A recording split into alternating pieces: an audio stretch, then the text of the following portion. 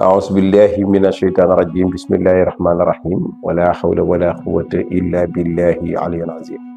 رب اشرح لي صدري ويسر لي أمري واحلل عقدة من لساني يفقهوا قولي mbokku internet yi ñuy suivre yëpp ci Lansar TV ci suuratu yaasin yi nga xamante ni ñi ngi koy joxe ñi ngi ciy continuer ba tey nag ñu indi leen aaya bi nga xamante ni mooy xaalu ma antum ila basar misluna ma anzala rahmanu min shay'in in antum ila taksibun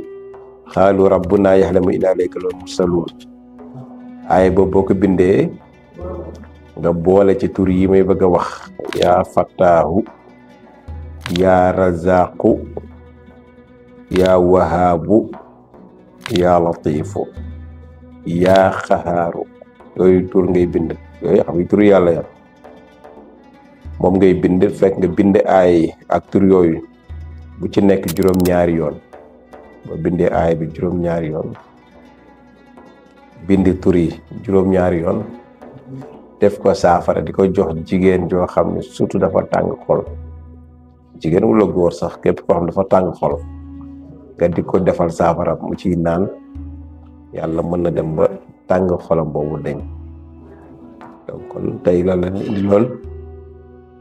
di leen joxaat dig daje ci beneen aaya ci suuratu yaasin